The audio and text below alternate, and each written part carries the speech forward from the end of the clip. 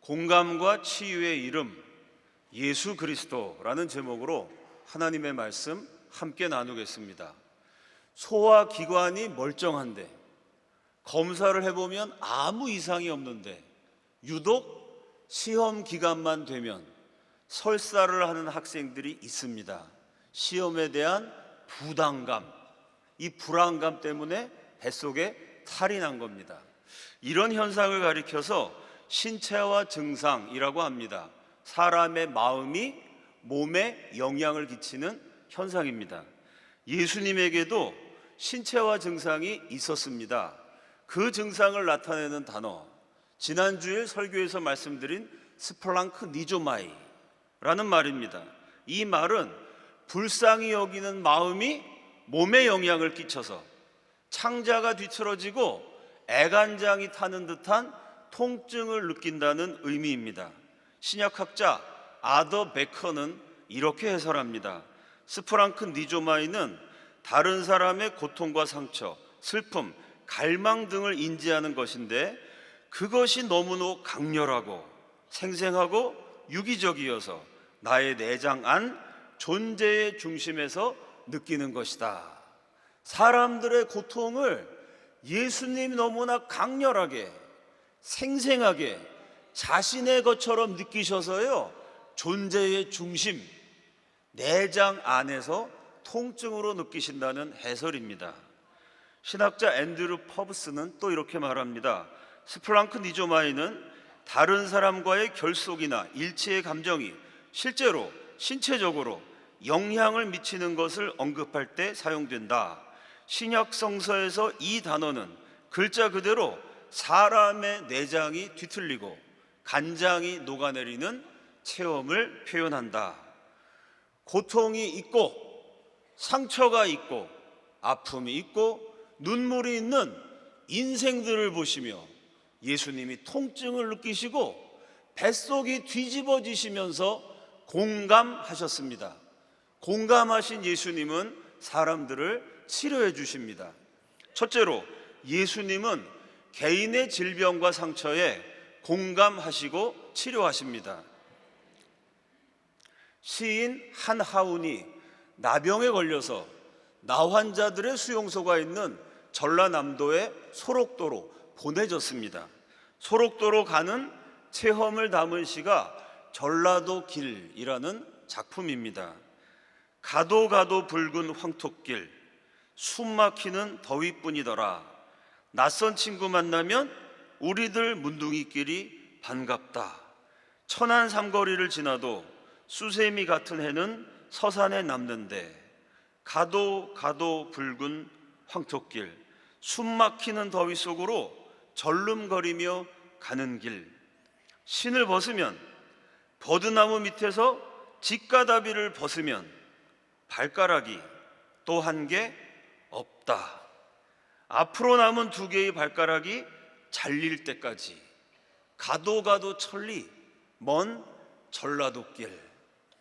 사람들에게 문둥이라고 손가락질 당하면서 쫓기고 몰려서 길을 가다가 신발을 벗었는데 그 사이에 발가락이 하나가 잘려버렸습니다. 이제 발가락이라고는 남은 게 고작 두 개뿐. 두 개의 발가락으로 숨 막히는 더위 속을 걸어서 천리길, 머나먼 길을 가야 합니다. 인간의 고통이 얼마나 크고 무거운지를 실감하게 하는 시입니다.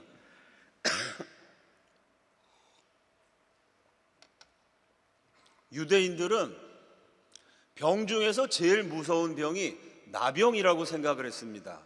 그래서 아무리 뛰어난 의사라도요, 온갖 병을 다 고치는 명의도 나병만은 고칠 수 없다고 생각을 했습니다.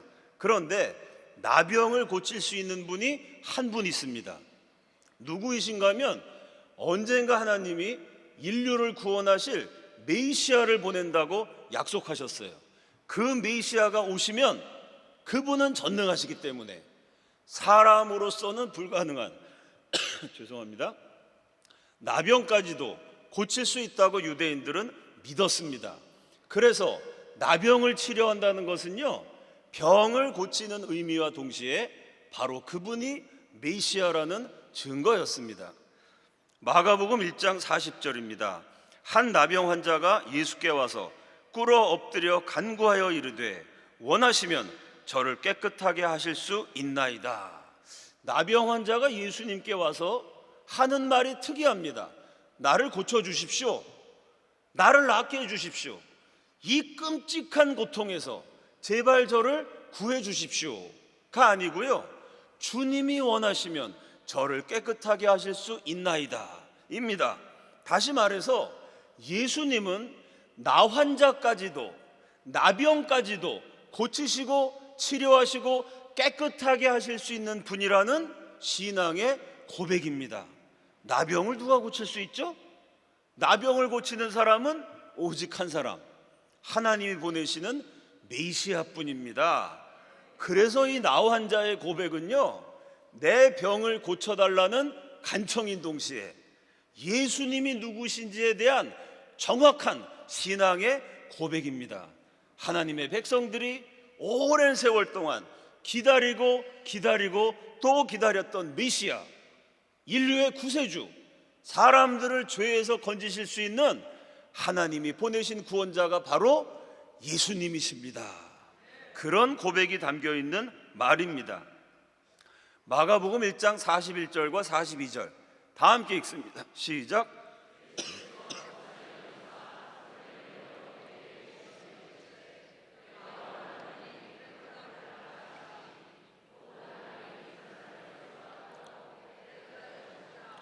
본문에는 예수님의 마음이 몸으로 표현된 두 장면이 있습니다. 하나는 불쌍히 여기사, 여기 쓰인 단어가 스프랑크 니조마이, 썩어 문드러져가는 그 나 환자의 상처를 보시고 사람들에게 손가락질 당하고 멸시당해야 하는 그 나 환자의 고통을 보시고 예수님이 공감을 하셔서요, 뱃속이 뒤틀리셨습니다.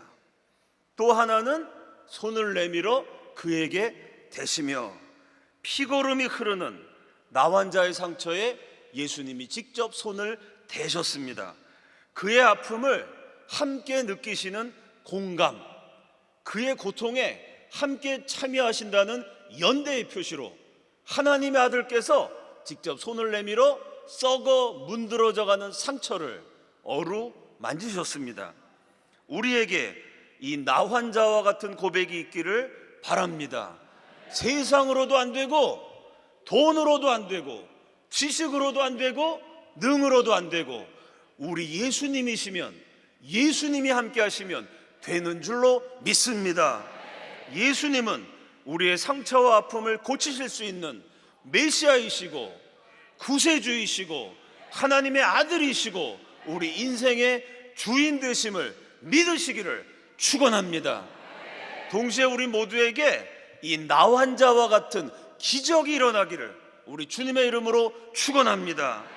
예수님이 뱃속 깊이 우리의 아픔을 공감하시고 예수님이 직접 손을 내미셔서 금난의 성도들의 병든 몸에 대시고 신체의 질병에 대시고 마음의 상처를 어루만지셔서 낫게 하시고 치료하시고 회복하시고 깨끗하게 하시기를 예수 그리스도 이름으로 축원합니다. 둘째로, 예수님은 가족의 아픔에 공감하시고 치유하십니다. 한국 사람들이 쓰는 말 가운데 애라는 단어가 많이 들어갑니다. 애가 탄다, 애간장이 녹는다, 애 많이 썼다, 애 쓰셨어요, 애 먹었다. 애는 순우리말, 요걸 한자로 옮기면 창자가 됩니다. 애가 끊어진다, 이거를 한자어로 하면 끊을 단, 창자장, 그래서 단장, 단장의 미아리 고개라는 아주 오래된 노래도 있습니다. 이 말은 중국의 유명한 왕과 유명한 관광지에서 유래되었습니다. 춘추시대 패권자였던 제나라 황공이 강과 절벽이 어우러진 절경 삼협을 유람했습니다. 배를 타고 돌아보는데 신하가 새끼 원숭이를 잡아서 바쳤어요. 이 원숭이 새끼가 귀여워서 황공이 쓰다듬으면서 데리고 노는데 갑자기 강가에서 소름 끼치는 소리가 들려옵니다. 무슨 일인가 살펴봤더니요, 새끼를 빼앗긴 어미 원숭이가 강을 떠다니는 배를 따라서 강가를 달리고 있는 겁니다. 자기 새끼를 돌려달라고 울부짖는 소리가 그 유명한 관광지에 사무칩니다.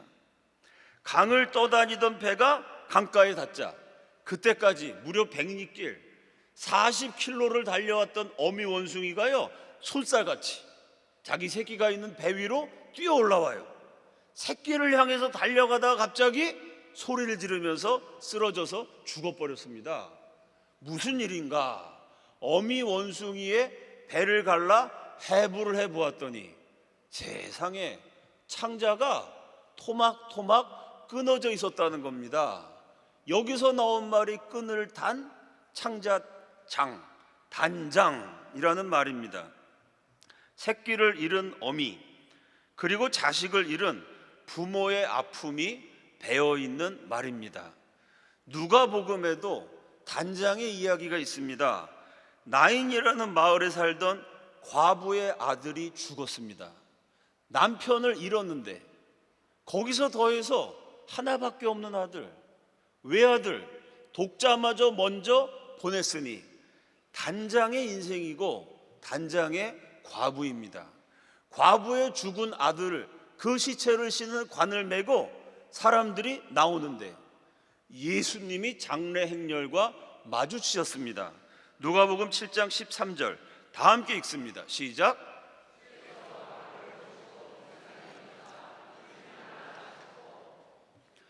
아들을 잃고 피눈물 흘리면서 통곡을 하는 그 과부를 보고 예수님이 불쌍히 여기셨습니다. 여기 나오는 단어가 역시 스플랑크 니조마이, 애간장이 녹는 어미를 보고 예수님도 같이 애간장이 타는 통증을 느끼셨습니다. 단장의 과부를 만나서 공감하시는 단장의 예수이십니다. 계속해서 누가복음 7장 14절과 15절입니다. 가까이 가서 그 관에 손을 대시니 맨 자들이 서는지라 예수께서 이르시되 청년아 내가 내게 말하노니 일어나라 하시매 죽었던 자가 일어나 앉고 말도 하거늘 예수께서 그를 어머니에게 주시니, 나환자에게 손을 대셨던 예수님이 이번에는 죽은 청년의 시체가 담겨있는 관, 썩어서 냄새가 나는 그 관에 손을 대셨습니다. 그 청년을 살려서 과부 어머니에게 돌려주시는 기적을 행하셨습니다. 제가 20대에 읽었던 소설에 이런 문장이 있습니다. 한 사나이가 지극히 사랑하는 연인과 함께 불행히도 총에 맞았습니다. 총알이 몸을 관통해 뚫고 지나가는 그 극심한 고통의 순간에 생각 하나가 죽어가는 사나이의 마음을 스쳐 지나갑니다. 자신이 맞은 총알과 사랑하는 그녀가 맞은 총알 가운데 어느 것이 더 아픈가? 인간의 아픔에 대한 절절하고 깊이 있는 통찰입니다. 부모님들에게 묻겠습니다. 내가 아픈 것과 자식이 아픈 것 가운데 어느 것이 더 아픈가요? 내가 괴로운 것과 괴로워하는 자식을 아무 도움도 줄 수 없어서 그저 바라보기만 해야 하는 아픔 가운데, 괴로움 가운데 어느 것이 더 괴로운가요? 사랑에 빠진 남자와 여자들에게 묻겠습니다. 내가 힘든 것과 내가 사랑하는 그 사람이 힘든 것 가운데 어느 것이 더 힘겨운가요?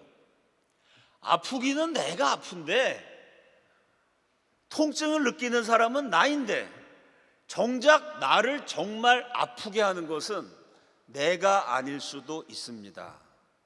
자식과 부모와 형제자매 가족과 사랑하는 사람들의 아픔, 그들의 고통이 나를 더 아프게 하기도 하고 나를 더 고통스럽게 하기도 합니다. 나인이라는 마을에 살던 과부, 그녀를 제일 아프게 한 것은요, 그녀 자신이 아니고 아들이었습니다. 하나밖에 없는 아들이 죽었을 때 자기가 죽은 것보다 더 아프지 않았겠어요? 예수님이 그녀의 아픔을 치료하시기 위해서 아들을 살려주셨습니다. 가족이라고 아들 하나였는데 그 아들이 죽어서 가족이 해체됐다가 예수님이 그 아들을 살려서 성경에 그냥 살렸다 이렇게 말하지 않아요. 그 어머니에게 주시니, 잃었던 가족을, 하나밖에 없는 아들을 예수님이 살려서 주심으로 그 가정이 치유되고 가족이 치료받은, 회복된 사건입니다. 어느 집이나 가족의 문제는 힘들고 어렵고 오래되고 복잡하게 얽혀 있습니다. 가족이라는 게 제일 사랑하면서 동시에 제일 상처를 많이 받고, 제일 소중하면서 동시에 제일 아픔을 많이 주고, 애증이 교차하는 복잡한 관계입니다. 다른 사람들은 전도가 되는데 가족들은 전도하기가 유독 쉽지가 않습니다. 다른 문제들은요, 내가 열심히 노력하면 풀 수 있을 것 같은데 가족의 문제는 첩첩이 애증의 관계가 얽혀 있어서 오랜 세월 동안 주고받은 행복과 동시에 불행과 상처가 켜켜이 쌓여 있어서 꼬인 실타래처럼 풀기가 결코 쉽지 않습니다. 사랑하는 여러분, 그래도 포기하지 말고 기도하시기 바랍니다. 하나밖에 없는 가족, 죽은 아들을 살려서 나인의 과부에게 돌려주셨던, 가정을 치료하시고 가족을 회복하셨던 이 예수님을 믿으시기 바랍니다. 가족의 아픔을 치유하시고 자식들의 문제를 해결하실 수 있는 예수님을 체험하시기를 축원합니다. 금난교회의 모든 가족들에게, 우리 성도들의 모든 식구들에게 치유와 회복의 은혜가 내려지기를 예수 그리스도 이름으로 축원합니다. 셋째로, 예수님은 부활의 권능으로 치료의 기적을 일으키십니다. 한 아버지가 어릴 때부터 귀신이 들렸던 아이를 예수님께 데리고 왔습니다. 귀신이 한번 역사하면요, 발작을 하고 경련을 합니다. 땅바닥에 고꾸러져서 뒹구는데 입에 거품을 물어요. 활활 타오르는 불길을 향해서 달려가고 사납게 휘몰아치는 강물을 향해서 뛰어듭니다. 아주 어렸을 때부터 귀신 들려서 온갖 고생을 다 하니 아버지가 그 아이를 돌보느라고 얼마나 힘들었겠어요. 문제가 오래되고 질병이 오래되면 사랑하고 도와주는 사람도 지칩니다. 귀신 들린 아들을 돌보다가 아버지의 마음도 지칠 대로 지쳐버렸습니다. 마태복음 9장 22절 하반절입니다. 무엇을 하실 수 있거든 우리를 불쌍히 여기사 도와주옵소서. 예수님은 무슨 일이든지 하실 수 있습니다. 예수님에게는 불가능이 없어요. 그러니까 예수님께 와갖고는 예수님 다 하실 수 있죠? 그러니까 내 아들 고쳐주세요, 이렇게 말해야 정상입니다. 근데 이 아버지는 한다는 말이 무엇을 하실 수 있거든, 맥 빠지는 소리입니다. 신뢰되는 말이죠. 아니, 모든 것을 다 하시는 예수님 앞에서 빨리 고쳐주세요, 이래야 어울리는 말이지. 무엇을 하실 수 있거든, 하실 수 있나요? 없으시나요? 좌우시간 하실 수 있는 거 있으면은 좀 도와주십시오. 어릴 때부터 귀신 들린 애를 돌보다가 이 아버지의 마음이 말라 비틀어졌어요. 진이 빠져서 기진맥진해서 인생의 피로에 지쳐버려가지고 예수님이 앞에 있는데도요, 예수님께 하는 소리가 매가리가 없습니다. 무엇을 하실 수 있거든. 참, 귀신 들린 아들을 돌보다가 마음에 깊은 상처를 안고 체념과 절망이 스며들어 있는 가련한 아버지의 목소리입니다. 그런데 그렇게 매가리 없는 소리를 했지만 그 다음에 나오는 말이 중요합니다. 예수님께 고쳐주세요, 믿음으로 간구하지는 못했지만요, 무엇을 하실 수 있거든? 그 다음에 뭐라고 얘기했냐면 우리를 불쌍히 여기사. 불쌍히 여기신다는 말, 스프랑크 니조마이. 사람을 불쌍히 여기시는 예수님, 나도 한번 불쌍히 여겨 주옵소서. 내 아들도 한번 불쌍히 여겨 주옵소서. 사람들이 아파하고 고통당하고 신음하는 모습을 보면 뱃속이 뒤집어지고 창자가 뒤틀리신다는 예수님, 나를 위해서도 창자가 한번 뒤틀려 주시고 내 아들을 위해서도 예수님 뱃속을 한번 뒤집어 주십시오. 예수님께 간청했습니다. 예수님이 대답하신 말씀, 마가복음 9장 23절입니다. 예수께서 이르시되 할 수 있거든이 무슨 말이냐, 믿는 자에게는 능히 하지 못할 일이 없느니라 하시니. 예수님이 먼저 믿음을 요구하셨습니다. 지금 무슨 소리를 하는 거냐? 할 수 있거든이라니. 할 수 있거든, 할 수 있든지 말든지 만약 하실 수 있으면, 그렇게 말하면 안 된다는 말씀입니다. 예수님은 다 하실 수 있으시니까, 내가 믿으면 예수님은 당장의 내 아들의 문제도 해결하실 수 있으니까 제가 예수님 믿습니다, 믿음대로 이루어지게 하여 주시옵소서. 이렇게 얘기해야 된다라고 예수님이 가르쳐 주셨어요. 자, 이 예수님의 요구에 대한 아버지의 대답, 마가복음 9장 24절 다 함께 읽습니다. 시작.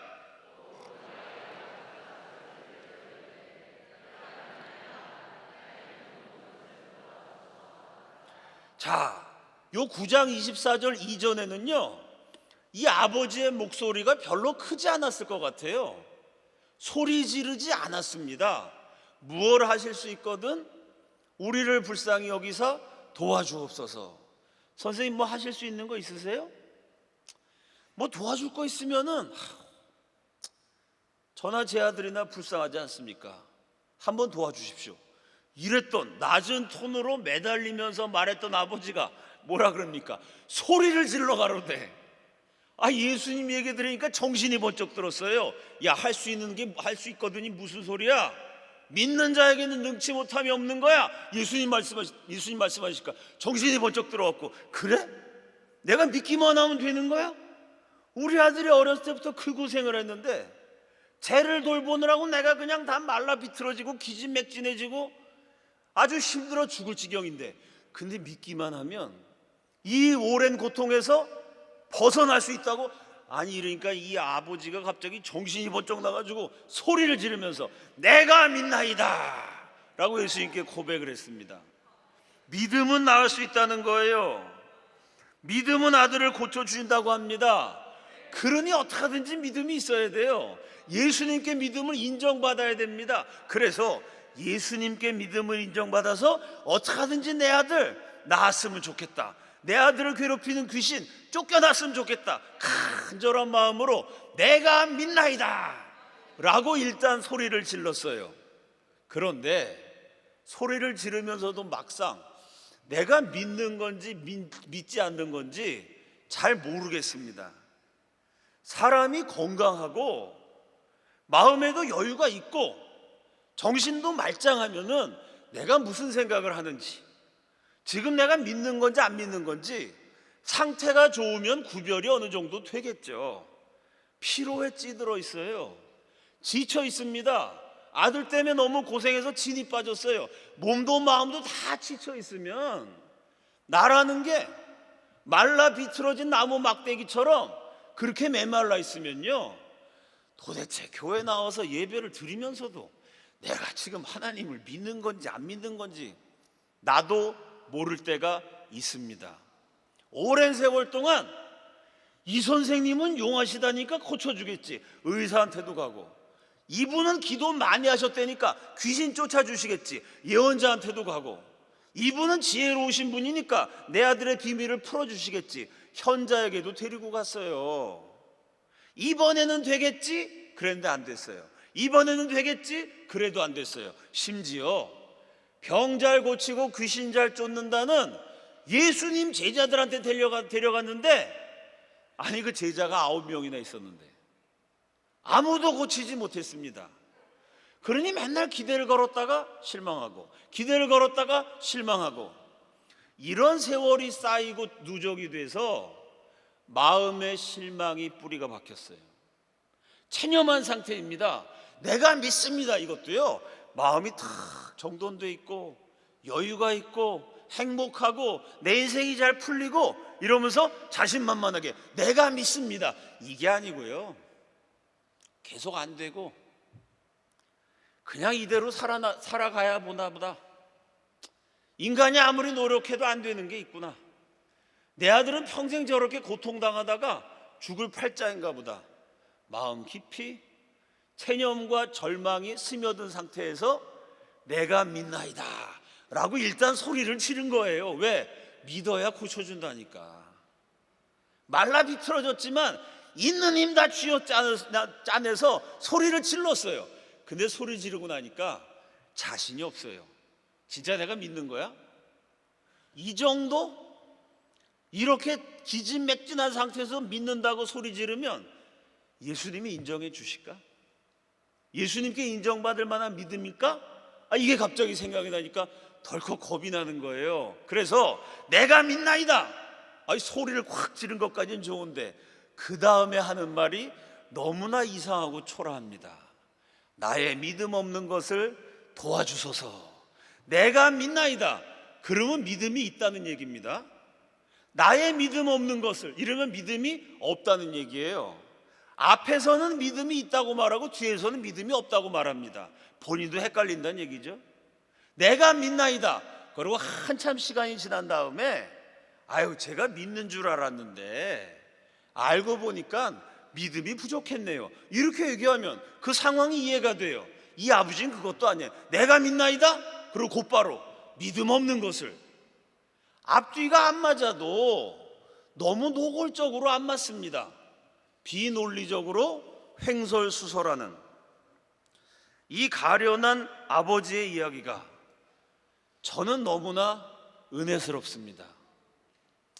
이 사람을, 이 사나이를 생각할 때마다 얼마나 위로가 되고 감동이 되는지 모릅니다. 왜냐하면 저의 상태하고 비슷하기 때문입니다.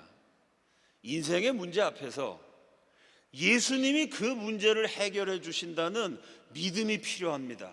그런데 지금 내 믿음이 예수님이 인정하실 만한 수준인지, 예수님이 기적을 베풀으셔서 내 인생의 문제를 해결해 주시기를 바라지만 과연 지금 내 신앙의 수준이라는 게 전능하신 예수님의 기적을 받을 만한, 예수님이 인정하실 만한 믿음인지 자신이 없을 때가 많습니다. 그럴 때마다 저는 마가복음의 한 가련한 아버지, 소리를 질렀던 이 사나이를 생각하면서 그를 따라서 기도합니다. 내가 믿나이다, 나의 믿음 없는 것을 도와주소서. 믿음의 수준에는 자신이 없지만 그래도 불쌍히 여겨달라고 예수님께 간청했습니다. 스프랑크 니조마이, 예수님의 마음을 묘사하는 바로 그 단어. 불쌍히 여기시는 예수님께 불쌍히 여겨달라고 간청할 때 우리 주님이 들으시는 줄로 믿습니다. 예수님이 그 아버지, 믿음이 있는지도 없는지도 모르겠고 아들이 낳기는 바라는데 너무 오랫동안 고생해서 체념과 절망과 낙심 속에서 마음이 말라 비틀어져서 둔해버린 것 같은 그 아버지를 불쌍히 여기셔서요, 아들을 괴롭혔던 귀신을 쫓아내셨어요. 그랬더니 아이가 경련을 일으키면서 땅바닥에 쓰러집니다. 그 다음 장면, 마가복음 9장 27절 다 함께 읽습니다. 시작.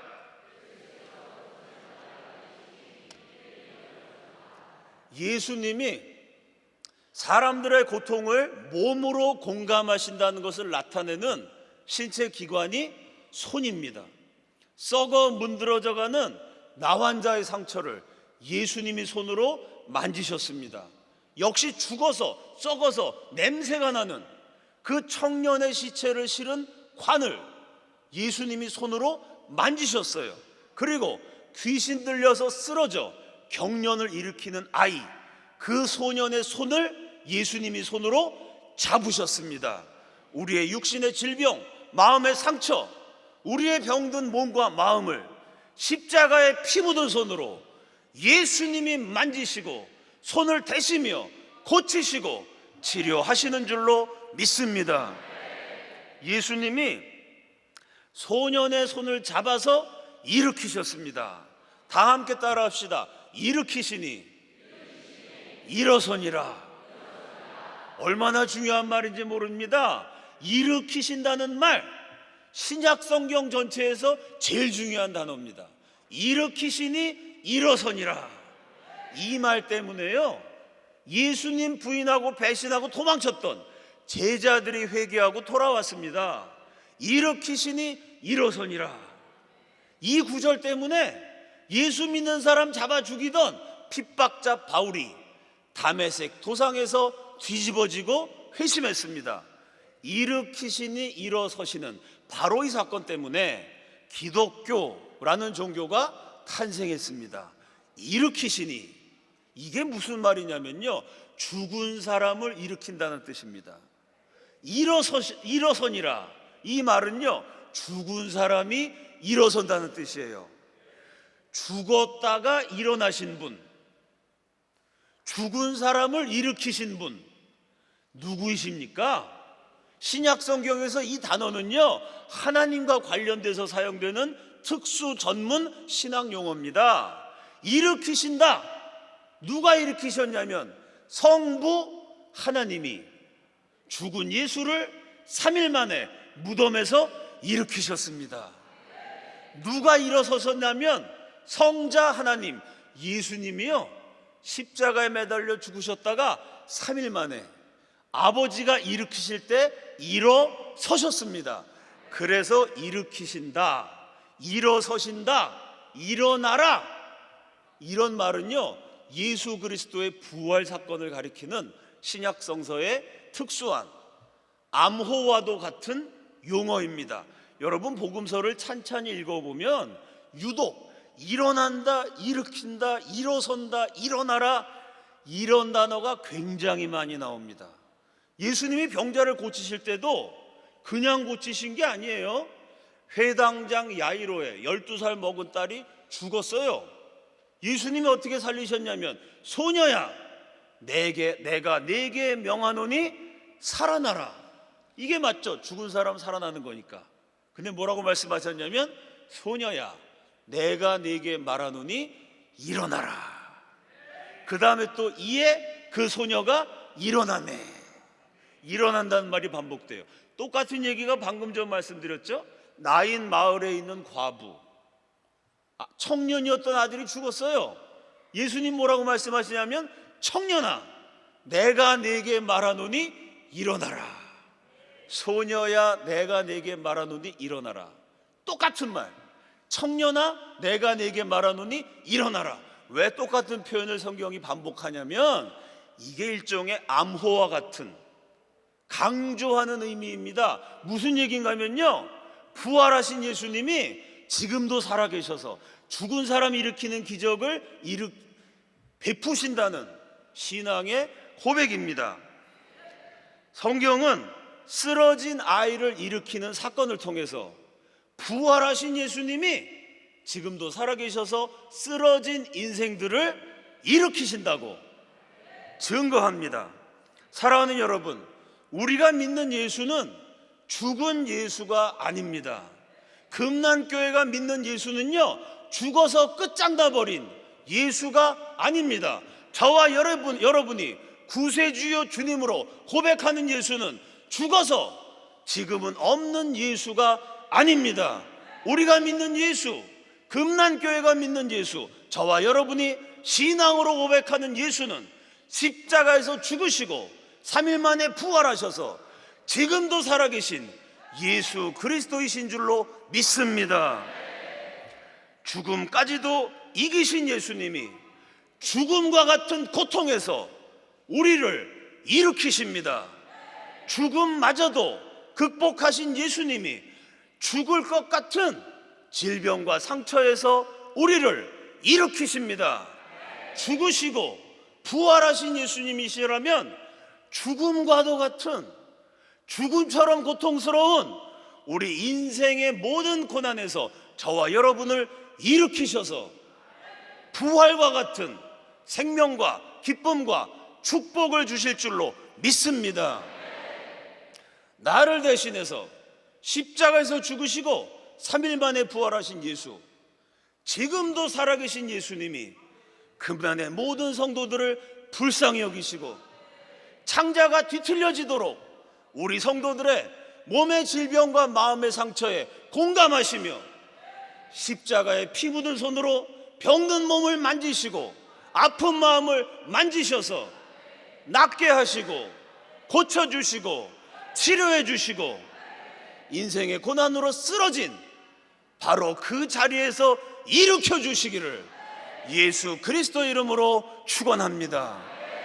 다 함께 기도하겠습니다.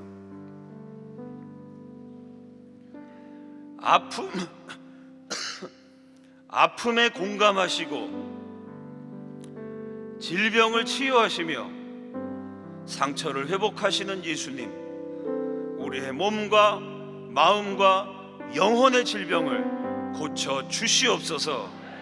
사업과 가정과 자녀들의 문제를 해결하여 주시옵소서. 주여 한번 외치시고 다 함께 통성으로 기도합니다. 주여.